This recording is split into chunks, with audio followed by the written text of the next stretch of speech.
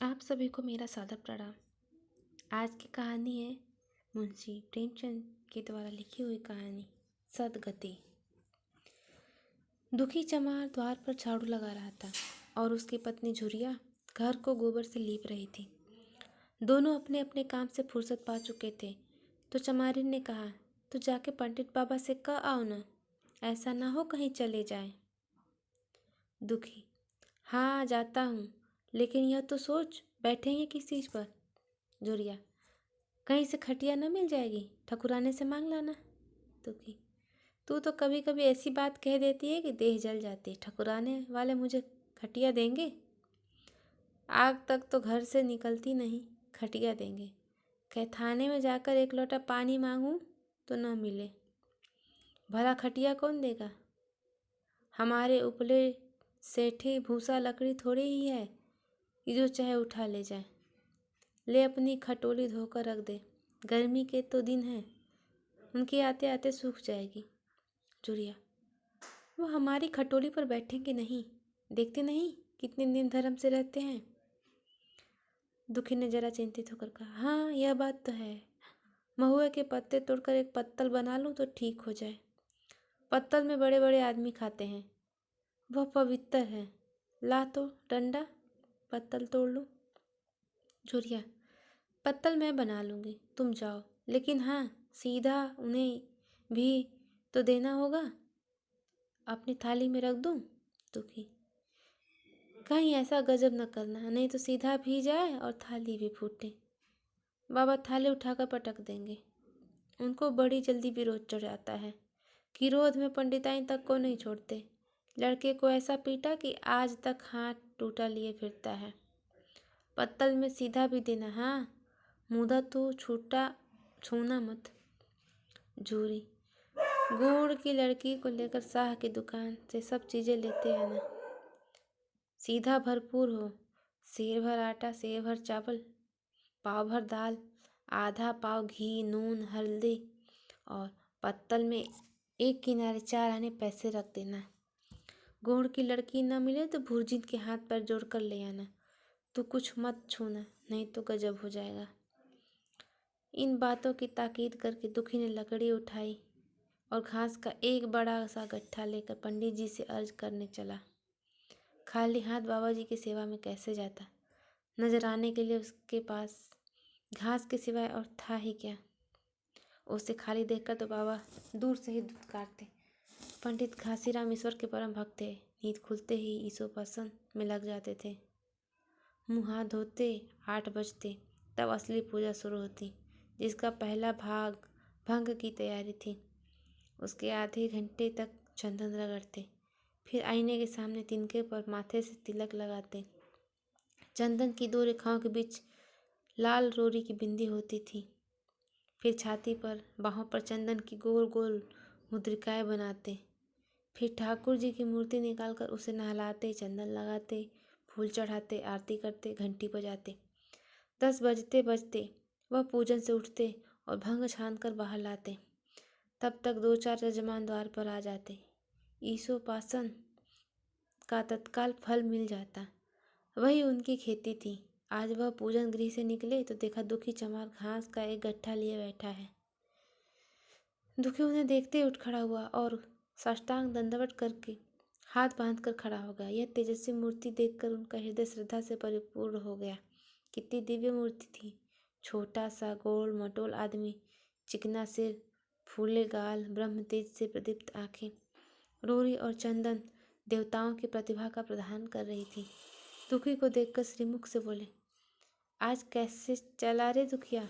दुख ने सिर झुकाकर कहा, बिटिया की सगाई कर रहा हूँ महाराज, कुछ साई सगुन विचारना है। कब मर्जी होगी घासी? आज मुझे छुट्टी नहीं, हाँ सांझ तक आ जाऊँगा। दुखी, नहीं महाराज, जल्दी मर्जी हो जाए, सब सामान ठीक कर आया हूँ। यह घास कहाँ रख दूँ? घासी, इस गाय के सामने डाल दे और जरा झाड़ू लेकर द्वार तो साफ कर दे। यह बैठक भी कई दिन से लीपी नहीं गई, उसे भी गोबर से लीप दे। तब तक मैं भोजन कर लूँ, फिर जरा आराम करके चलूँगा। हाँ यह लकड़ी भी चीर देना, खलिहान में 4 घासी भूसा पड़ा है, उसे भी उठा लाना। और भुसैली में रख देना। दुखी फौरन हुक्म की तालीम करने लगा। द्वार पर झाड़ू लगाई, बैठक को गोबर से लीपा। तब 12 बज गए। पंडित जी भोजन करने चले गए। दुखी ने सुबह से कुछ नहीं खाया था। उसे भी जोर की भूख लगी, पर वह खाने को क्या धारा था। घर यहाँ से मील भर था, वहाँ खाने जाए तो पंडित जी बिगड़ जाए। बेचारे ने भूख दबाई और लकड़ी फाड़ने लगा। लकड़ी की मोटी सी गांठ थी जिस पर पहले ही कितने भक्तों ने अपना जोर आजमा लिया था। वह उसी दमखम के साथ लोहे से लोहा लेने के लिए तैयार था। दुखी घास छिलका बाजार ले जाता था। लकड़ी चीरने का उसे अभ्यास न था। घास उसके खुरपे के सामने सिर झुका देती थी।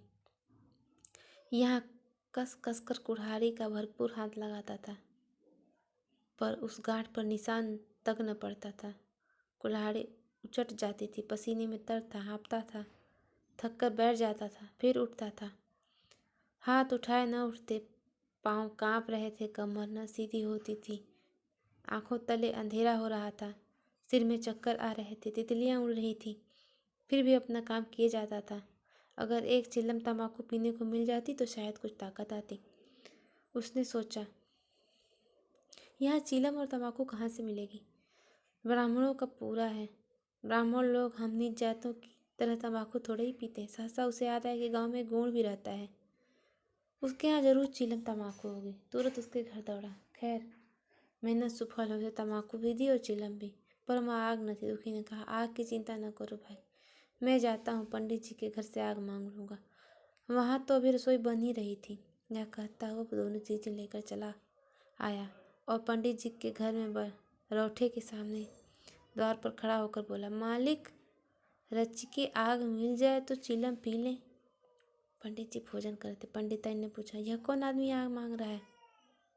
पंडित, अरे वही ससुरा चमार है, कहा है थोड़ी सी लकड़ी चीर दे, आग तो है, दे दो। पंडिताइन ने भौं में चढ़ाकर कहा, तुम्हें तो जैसे पोथी पत्रों के फेर में धर्म करम किसी बात की सुध ही नहीं रही। चमार हो, धोबी हो, पासी हो, मुंह उठाए घर में चला आए। हिंदू का घर न हुआ, कोई सराय हुई, कहे तो दाढ़ी चार से चला जाए, नहीं तो इस लुहाठे से मुंह झुलस दूंगी, आग मांगने चले हैं। पंडित जी ने उन्हें समझाकर कहा, भीतर आ गया तो क्या हुआ, तुम्हारी कोई चीज तो नहीं छुई, धरती पवित्र है, जरा सी आग दे क्यों नहीं देती?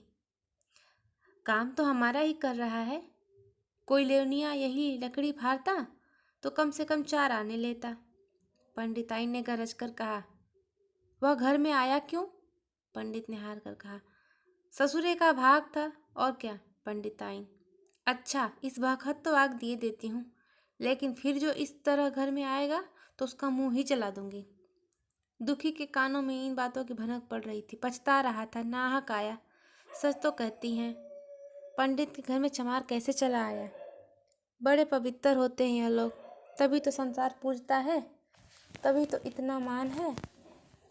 भर चमार थोड़े ही हैं। इसी गांव में बूढ़ा हो गया, मगर मुझे इतनी अक्ल भी न आई। इसलिए जब पंडिताइन आग लेकर निकली तो वह मानो स्वर्ग का वरदान पा गया। दोनों हाथ जोड़कर जमीन पर माथा टेकता हुआ बोला, पंडिताइन माता, मुझसे बहुत बड़ी भूल हुई कि घर में चला आया।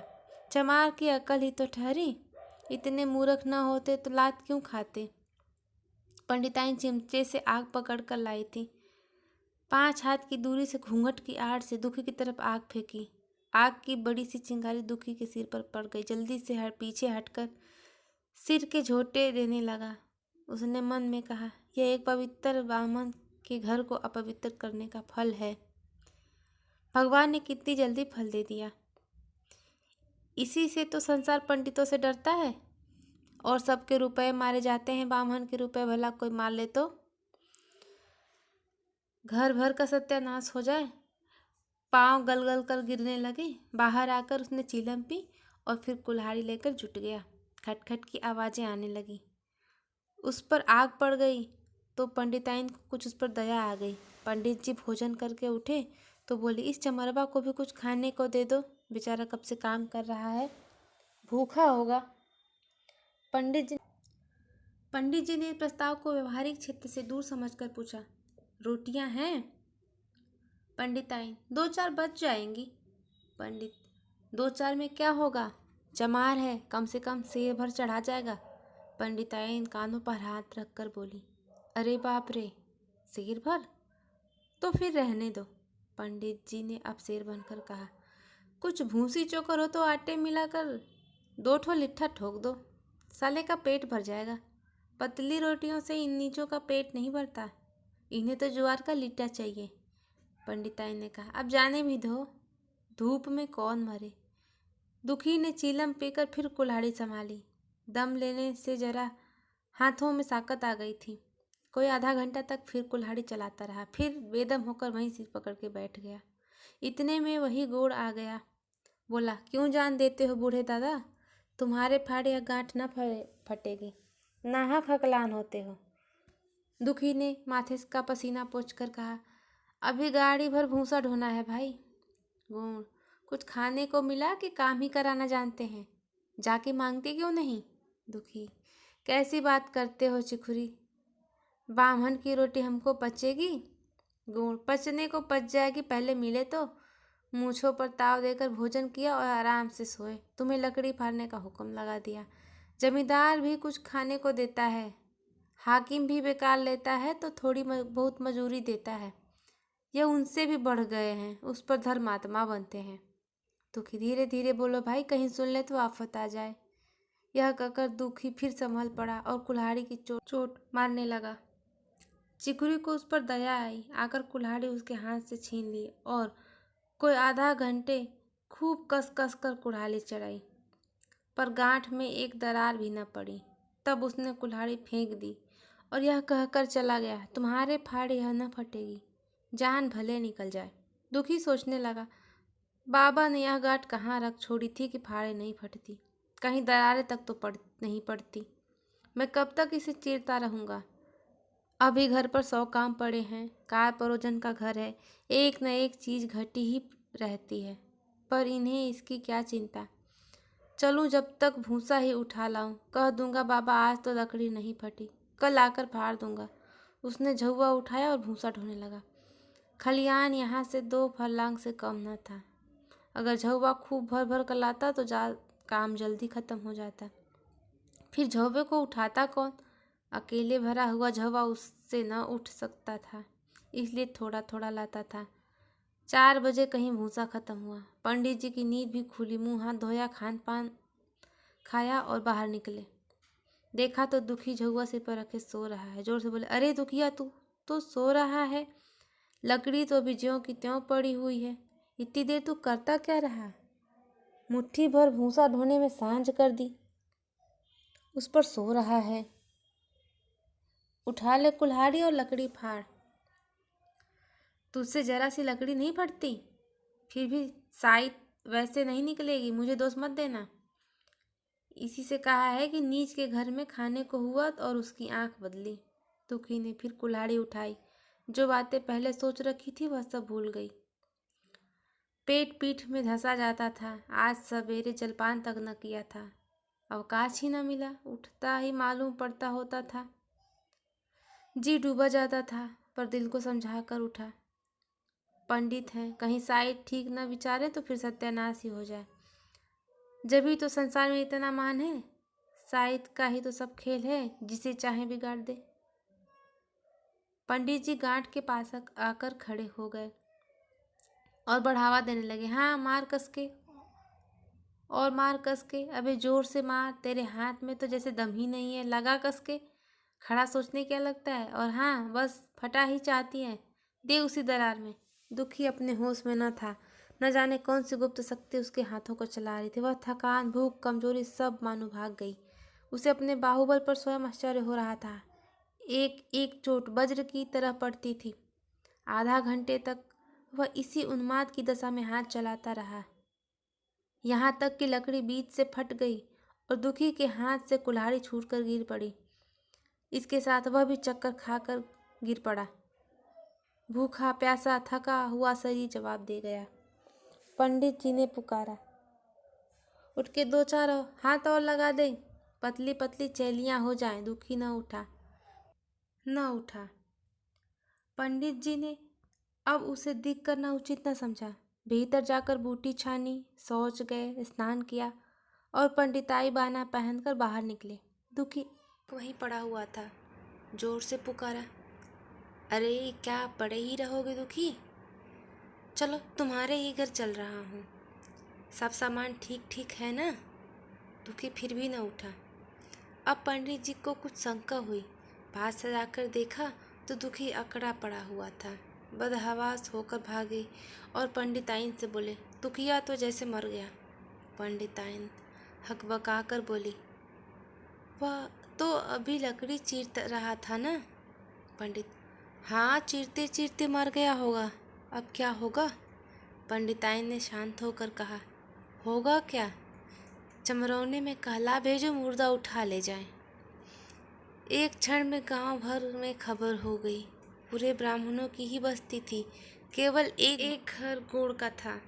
लोगों ने इधर का रास्ता छोड़ दिया। कुएं का पानी रास्ता उधर से ही था। पानी कैसे भरा जाए? चमार की लाश के पास से होकर पानी भरने कौन जाए? एक बुढ़िया ने पंडित जी से कहा, अब मुर्दा फेंकवाते क्यों नहीं? कोई गांव का पानी पिएगा या नहीं? इधर गुड़ ने चमरौने में जाकर सबसे कह दिया कि खबरदार, मुर्दा उठाने मत जाना। अभी पुलिस की तहकीकात होगी। दिल लगी है कि एक गरीब की जान ले ली। पंडित जी होंगे तो अपने घर के होंगे।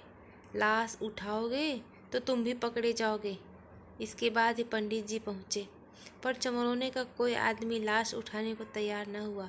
हाँ, दुखी की स्त्री और कन्या दोनों हाय हाय करती वहाँ चली और पंडित जी के द्वार पर सिर पीट पीट कर रोने लगी।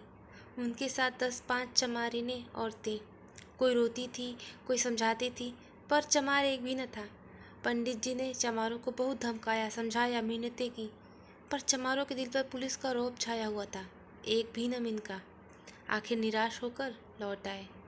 आधी रात तक रोना पीटना जारी रहा। देवताओं का सोना मुश्किल हो गया, पर लाश उठाने कोई चमार न आया। और ब्राह्मण चमार की लाश कैसे उठाते? भला ऐसा किसी पुराण शास्त्र में लिखा है? कहीं कोई दिखा दे। पंडिताइन ने झुंझला कर कहा, इन डायनों ने तो खोपड़ी चाट डाली, सबों का गला भी नहीं फटता। पंडित ने कहा, रोने दो चुड़ैलों को, कब तक रोएंगी? जीता था तो कोई बात ना पूछता था, मर गया तो कोलाहल मचाने के लिए सबकी सब आ पहुंची। पंडिताइन, चमार का रोना मनहूस है। पंडित, हाँ, बहुत मनहूस।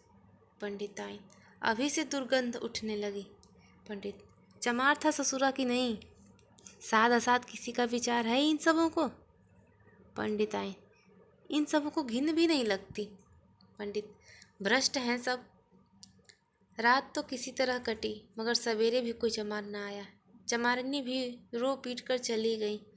दुर्गंध कुछ कुछ फैलने लगी। पंडित जी ने एक रस्सी निकाली, उसका फंदा बनाकर मुर्दे के पैर में डाला और फंदे को खींच कर कस दिया।